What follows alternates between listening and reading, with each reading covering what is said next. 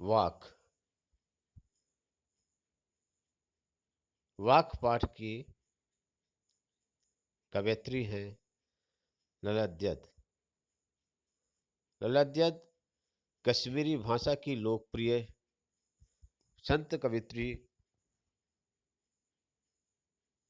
में से एक है। इनका जन्म 1320 ईस्वी के आसपास कश्मीर में स्थित पामपोर के सिमपुरा गांव में हुआ था। हालांकि इनके जीवन के बारे में कोई प्रामाणिक जानकारी नहीं मिलती है और इनका देहांत लगभग 1391 के आसपास हुआ। इनकी काव्य शैली को वाक कहा जाता है। जिस प्रकार हिंदी में कबीर के दोहे, मीरा के पद, तुलसी की चौपाई और रसखान के सवैये प्रसिद्ध हैं, उसी तरह ललद्यद के वाक प्रसिद्ध हैं। अपने वाकों के जरिए उन्होंने जाति और धर्म की संकीर्णताओं से ऊपर उठ करके भक्ति के ऐसे रास्ते पर चलने पर जोर दिया है जिसका जुड़ाव व्यक्ति से हो। उन्होंने धार्मिक आडंबरों का विरोध किया और प्रेम को सबसे बड़ा मूल्य बताया।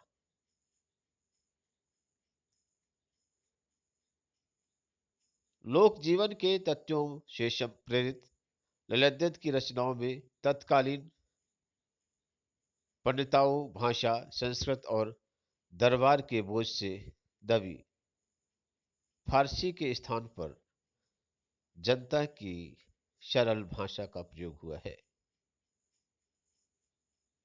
यही कारण है कि ललद्यद की रचनाएं सैकड़ों सालों से कश्मीरी जनता की स्मृति और वाणी में आज भी जीवित हैं। वे आधुनिक कश्मीरी भाषा का प्रमुख स्तंभ मानी जाती हैं। तो विद्यार्थियों को भक्ति काल की व्यापक जनचेतना और उसके अखिल भारतीय स्वरूप से परिचित कराने के उद्देश्य से यहाँ ललद्यद के चार वाकों का हिंदी अनुवाद प्रस्तुत किया गया है। पहले वाक में ध्यान दीजिएगा, नंबर 1 वाक में क्या है? ललद्यद ने ईश्वर प्राप्ति के लिए किए जाने वाले प्रयासों की व्यर्थता की चर्चा की है।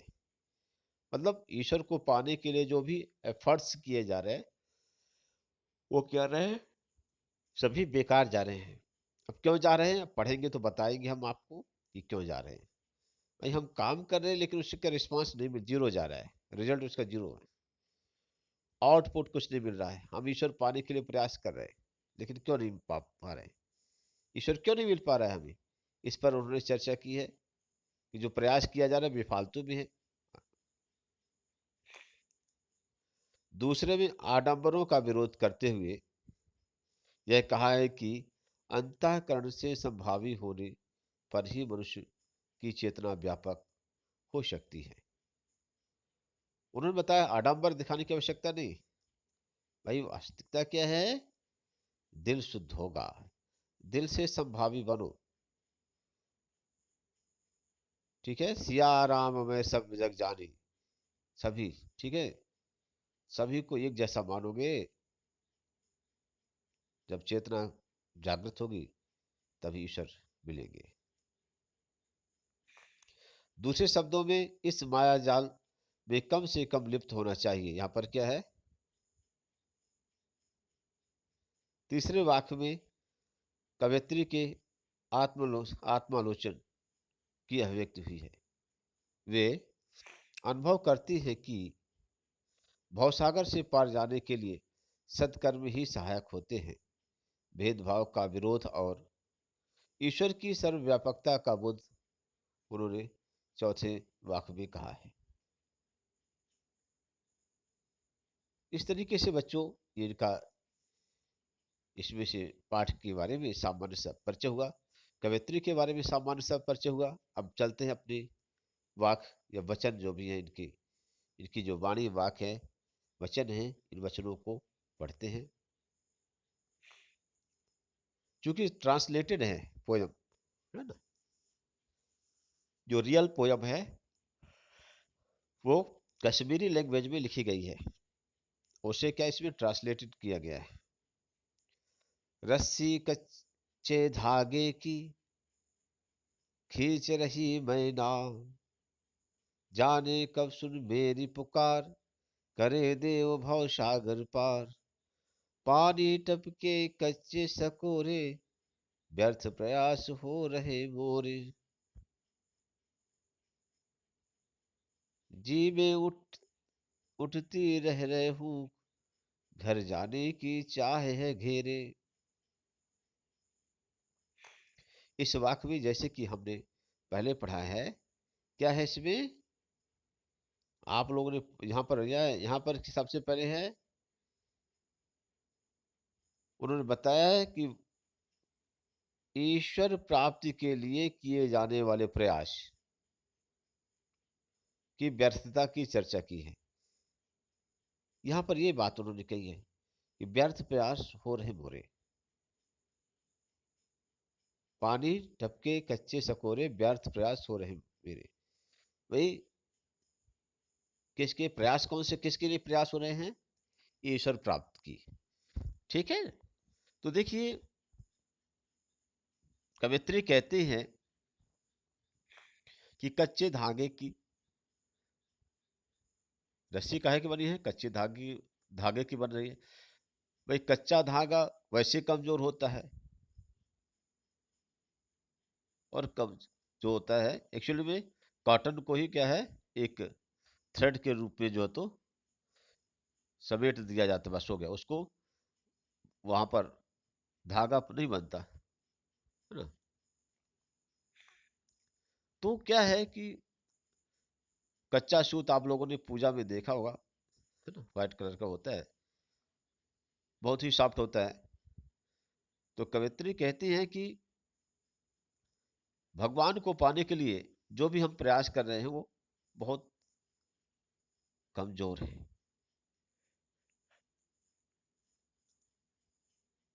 उन्होंने बताया कि संसार सागर से पार करने के लिए, क्या इस संसार सागर से पार उतरने के लिए हमने जो जीवन की नौका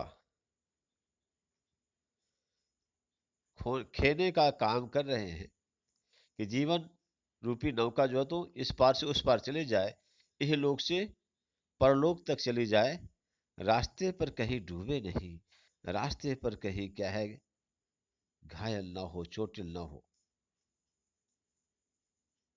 किसी मुसीबत में ना पड़े। तो इसके लिए क्या है,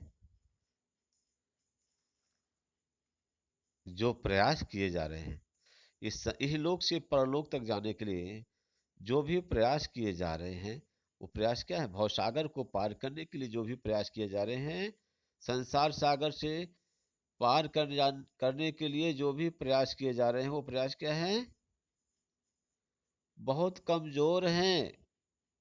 कितने कमजोर हैं? कच्चे धागे की तरह कमजोर है। जैसे कच्चा धागा होता है, बहुत कमजोर होता है, ठीक है। अब उसमें कोई सोचे कि नाव को खींचे, तो नाव कहाँ से खींचेगी? वो धागा टूट जाएगा, धागा ही खींच जाएगा। तो कवित्री यहाँ पर यह कहती है कि मैं ईश्वर प्राप्ति के लिए जो भी मैं प्रयास कर रही हूँ, वो मेरे प्रयास क्या है, बहुत ही कमजोर है ना। इसलिए क्या है, वो मेरे प्रयास बेकार जा रहे हैं। अब पता नहीं ईश्वर जो है वो मेरी इस पुकार को कब सुनेगा कि मुझे वह इस लोक से परलोक तक ले जाए,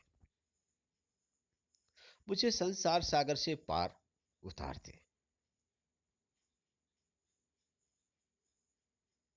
है क्या कि मेरे प्रयास क्या है, इतने कमजोर है, इतने नाजुक हैं। वहां पर कवित्री कहती है कि बस जैसे चकोरा जो होता है, मिट्टी का बर्तन होता है, वो मिट्टी का बर्तन में अगर क्या पानी पड़ेगा तो क्या हो जाएगा वो बर्तन, वो गल जाएगा ना। तो यहाँ पर मिट्टी कच्ची जो है, मिट्टी का बर्तन है, उसमें अगर कोई पानी भरना चाहे तो पानी नहीं भरा रह जा सकता उसमें, वो बर्तन ही नष्ट हो जाएगा। तो कवित्री कहते हैं कि इसी प्रकार से मेरे भी प्रयास क्या है, मैं जो उतना प्रयास करने का प्रयास करता हूँ, जितनी कोशिश करता हूँ, मेरी सभी कोशिशें क्या है, नाकाम हो जाती हैं, क्योंकि मेरी कोशिशों में कोई दम ही नहीं होता। वो क्या सकोरे की तरह जो, कच्चे सकोरे की तरह जो तो मेरे प्रयास है कि उसमें थोड़ी सी भी क्या, जैसे पानी टपका, कोई भी थोड़ी सी प्रॉब्लम आई तो क्या हो, किसी काम के नहीं बचेंगे।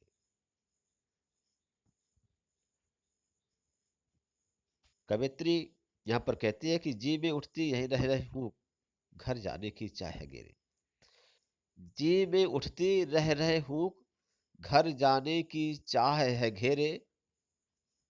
भाई कवित्री को अपने घर अर्थात ईश्वर के पास जाने की क्या है, चाहत है। वह मुक्ति चाहती है। कवित्री कहती है कि वह इस लोक से परलोक जाना चाहती है, ठीक है, लेकिन क्या है, इसके लिए क्या है, उसके दिल में बार बार हुक उठती है, बार बार क्या है, ये विचार आते हैं कि क्या है, कि कब हम अपने घर पहुंचेंगे, अर्थात कब हमें मोक्ष की प्राप्ति होगी। ठीक है। तो इसमें से जैसे देखिए, अगर इस पैराग्राफ वाइज में अगर इस तरीके से आप लोग अगर समझना चाहें तो पैराग्राफ वाइज में से, जैसे फर्स्ट इसमें से, इसी में से देखिए, जैसे पहला क्वेश्चन अगर आप देखिए कि कच्चे सकोरे से कवित्री का क्या मतलब है ना। तो कच्चे सकोरे से कवित्री का मतलब ये है कि उसके जो भी प्रयास हैं कवित्री के, वहां पर वो क्या है, जैसे क्या है, सकोरा जो होता है कच्ची मिट्टी का या जो तो बने होते हैं, और थोड़ी सी भी जो उसमें ठेस लगती है तो टूट जाते हैं। तो कवित्री के ईश्वर को पाने के लिए जो सभी प्रयास किए जा रहे हैं, जो सहारा लिए रहे हो, वो क्या मिट्टी, कच्ची मिट्टी की तरह जो है, ये गीली मिट्टी की तरह है, कमजोर है। इसलिए कवित्री ने क्या है, इन प्रयासों को कच्चे सकोरे कहा है। अब आगे बात आती है कि ईश्वर प्राप्ति के लिए जो उसने प्रयास किए हैं वो सब बेकार क्यों हो रहे हैं, क्या रीजन है। तो इसके लिए कवित्री ने बताया, साफ साफ कह दिया है कि यहाँ पर वह जो है दुनिया में, संसार में मोह माया के जाल में फंसी है, और पहले ऑलरेडी वो क्या मोह माया के जाल में फंसी है, और दूसरा उसके जो प्रयास हैं वो सभी प्रयास क्या हैं, बेकार सिद्ध हो रहे हैं।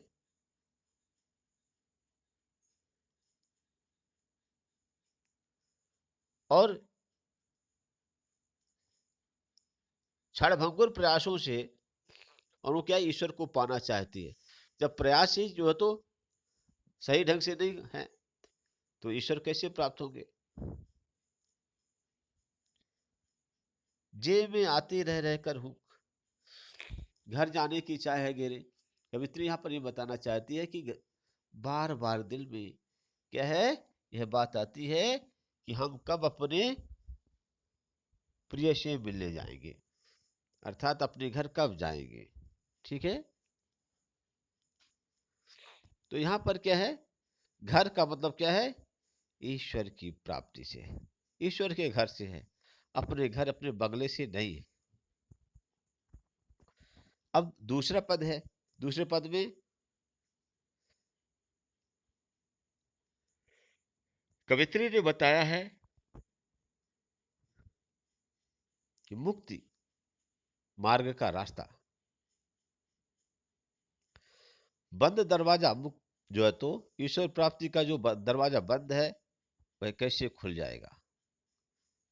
कवित्री कहती है कि खा खा कर कुछ पाएगा नहीं, ना खा कर बनेगा अहंकारी, समखा तभी होगा संभावी, खुलेगी सांकल बद्ध द्वार की। कवित्री कहते हैं कि अगर तुम इस दुनिया में आकर के, संसार में आकर के, और खाने खाने में लग गए, खा खा कर कुछ पाएगा नहीं, अर्थात भोग विलास में बस लग गए, तो तुम्हें कुछ भी नहीं मिलेगा। और अगर मन में ये बात आ गई कि क्या हम बिल्कुल ही नहीं खाएंगे, तो जब बिल्कुल ही नहीं खाओगे तो क्या है, तुम्हें अहंकार पैदा हो जाएगा, घमंड, प्राउड हो जाएगा। तो इसलिए कवित्री कहती है कि सम खा। जी उसे क्या कहती है कि सब खाओ, है ना। मतलब वहां पर क्या है, समभाव से रहो। यहां पर क्या है, समभाव। क्योंकि समभाव से ही क्या है, समखा तभी होगा संभावी। मतलब क्या है, इस दुनिया सांसारिक जगत में क्या है, ऐसा भी नहीं हो सकता कि भाई आप कुछ ना खाएं। अगर कुछ नहीं खाओगे तो अहंकार आ जाएगा। इसलिए कवयित्री कह रहे हैं कि सम खा, नहीं तो क्या है, तभी संभावी होगे। और तभी क्या है, खुलेगी सांकर बंद द्वार की, मुक्ति का रास्ता खुल मिल जाएगा। बंद दरवाजा खुल जाएगा, अर्थात मुक्ति का रास्ता मिल जाएगा। तो ईश्वर प्राप्ति के लिए मनुष्य को मनुष्य के प्रति समान भाव रखना चाहिए। भेदभाव, दुराव, छुआछूत आदि सभी भाव क्या है, किनारे कर देना चाहिए। तभी क्या है, ईश्वर की प्राप्ति होगी। अगले वाक्य में क्या है, आई सीधी राह से गई न सीधी राह, सुषुम सेतु पर खड़ी थी और बीत गया दिन आह, जेब टटोली कौड़ी न पाई, माझी को दू क्या उतराई। यहां पर कवयित्री यह बताना चाहती है कि क्या है, कि ईश्वर प्राप्ति करने के लिए उसने हठ योग भी किया। सुषुम सेतु, सुषुम्ना नाड़ी,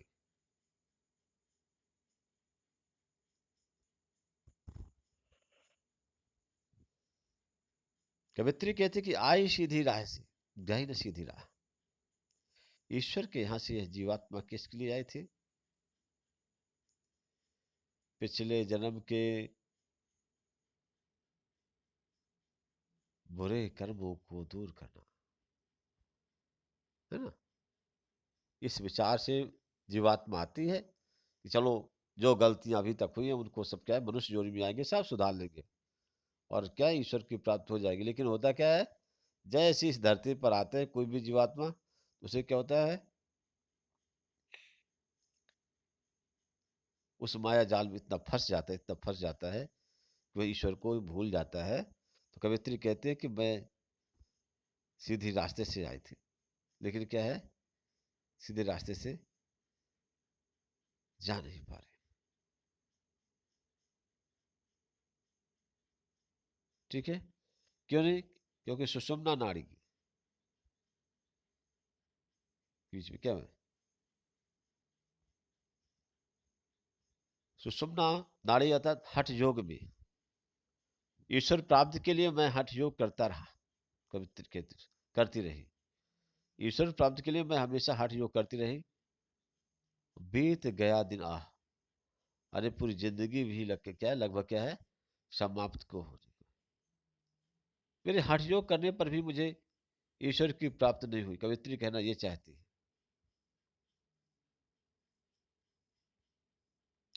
तो सुषुम्न सेतु पर खड़ी थी, बीत गया दिन आया, वो समय भी गुजर गया। आगे कवित्री कहती है, जेब टटोली कौड़ी ना पाई। जेब टटोलने का मतलब क्या, आत्मचिंतन, सेल्फ एनालिसिस करना। तो जेब को जब देखा गया तो क्या है, जेब में एक पैसा भी नहीं मिला।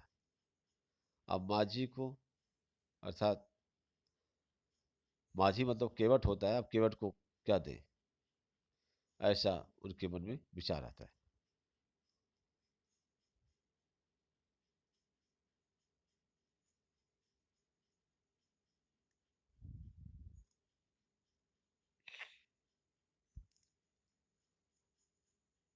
अगला पद है, यहाँ पर ईश्वर की सर्वव्यापकता को बताया गया है। कवित्री कहती है कि ईश्वर सर्वव्यापी है।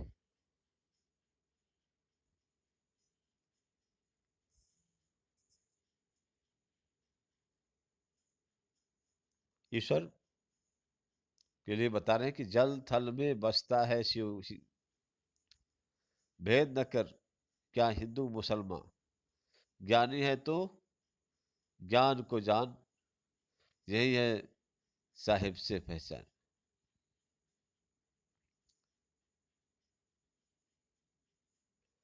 यहाँ पर ईश्वर सर्वव्यापी है, और कवित्री कहती है कि थल थल में बसता है शिव ही। शिव सर्वव्यापी है, और हर थल थल मतलब हर स्थान स्थान पर वो क्या है, निवास करते हैं। कवि कहते हैं कि भेद भेद न कर क्या हिंदू मुसलमान, जो सच्चा ज्ञानी होता है, ईश्वर भक्त होता है, वो क्या है, भेदभाव नहीं करता है, चाहे वो हिंदू हो चाहे मुसलमान हो, उसके लिए तो क्या है,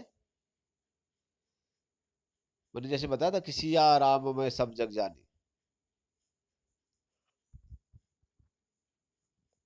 सभी में क्या है, सभी को ईश्वर का अंश माना जाता है। तो कवित्री कहती है कि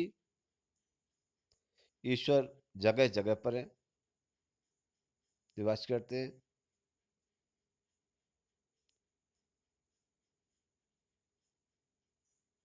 और ईश्वर की प्राप्ति के बाद मन में कभी भेदभाव नहीं रहता। कवित्री कहती है कि अगर वास्तव में ज्ञानी है, आप तो क्या है, अपने आप को पहचानिए, और जब आप अपने आप को पहचान जाएंगे तो आप ईश्वर को पहचान जाएंगे। यानी अपने आप को पहचानना कठिन है, अगर व्यक्ति अपने आप को पहचान जाएगा तो कवित्री कहते हैं वो ईश्वर को पहचान जाएगा। रस्सी यहाँ किसके लिए प्रयुक्त हुई है और क्यों, ये कैसे है। तो यहाँ पर जैसे कि मैंने आप लोगों को पहले बताया था कि रस्सी जो है यहाँ एक सहारा है। रस्सी क्या है, एक सहारा है, और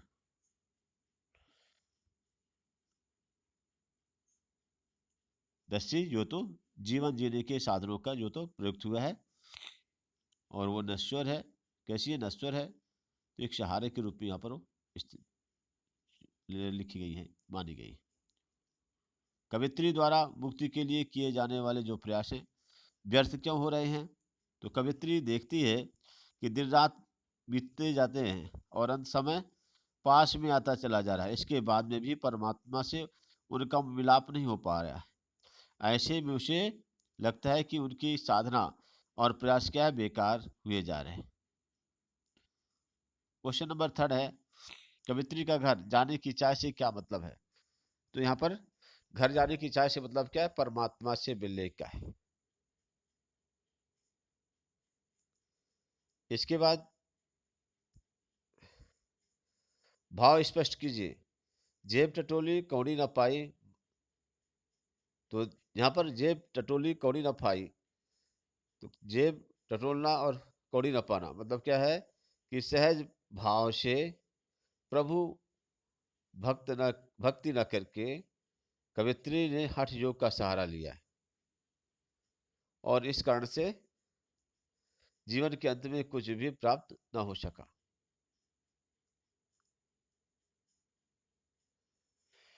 खा खा खा कर कुछ पाएगा नहीं, ना खाकर बनेगा अहंकारी। तो यहाँ पर भाव यह है कि मनुष्य को संयम बरतते हुए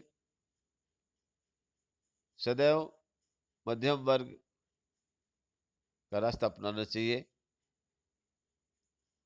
अधिकाधिक भोग विलास में डूबे रहने से मनुष्य को कुछ नहीं मिलता, और भोग विलास से पूरी हुई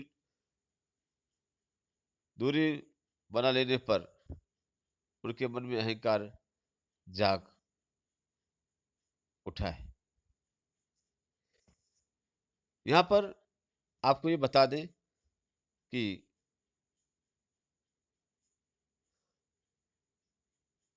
मनुष्य को हमेशा संयम बरतते हुए क्या है, बीच का रास्ता अपनाना चाहिए। ना तो ज्यादा भोग विलास में डूबे रहे, और ना ही जो तो ज्यादा पढ़ाई लिखाई में। इस तरीके से क्या है, मनुष्य को बीच का रास्ता चुनना चाहिए। क्वेश्चन नंबर 4, तो यहाँ पर के बाद 5 है, बद्ध द्वार की शाखा खोलने के कारण से लदत ने क्या उपाय सुझाया है। तो देखिए यहाँ पर भोग और विलास के बीच संतुलन बनाए रखना है, नहीं तो भोगों में लिप्त होने या ना ही जो तो हो गए तो क्या हो गया, ना तो भोगों में लिप्त हो रहे हो और ना ही क्या है शरीर को सुखाओ। मध्यम मार्ग क्या है अपनाओ, तभी प्रभु मिलने का द्वार खुलेगा।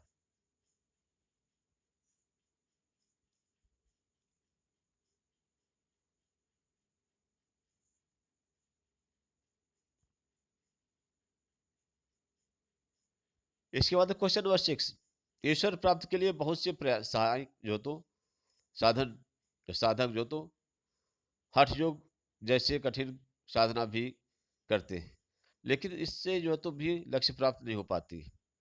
यह भाव किन पंक्तियों से स्पष्ट हुआ है। यहाँ पर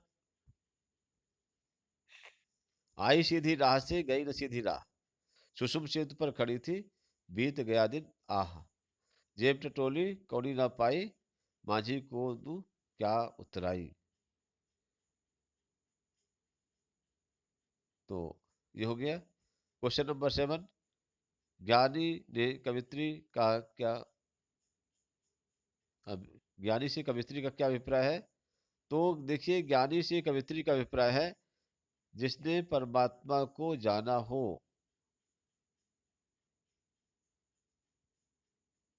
आत्मा को जाना हो, वही क्या है ज्ञानी।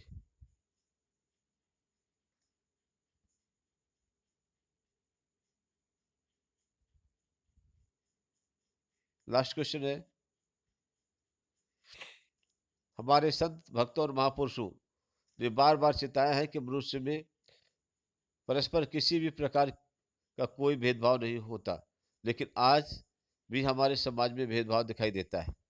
आपकी दृष्टि में इस कारण जो तो देश और समाज में क्या हानि होती है, और खा आपसी भेदभाव को मिटाने के लिए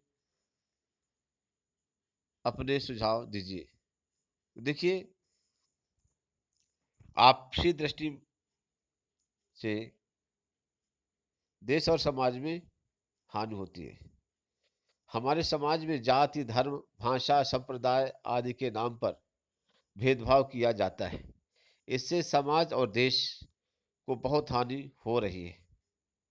इससे समाज जो है तो हिंदू मुसलमान में बट करके सौहार्द और भाईचारे को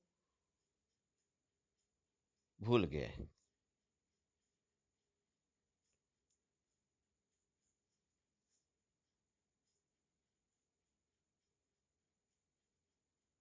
तो इस तरीके से बच्चों इस चैप्टर के क्वेश्चन आंसर पूरे होते हैं और आप इसे पूरा कर लीजिएगा। थैंक्स। यही होमवर्क है, क्वेश्चन आंसर।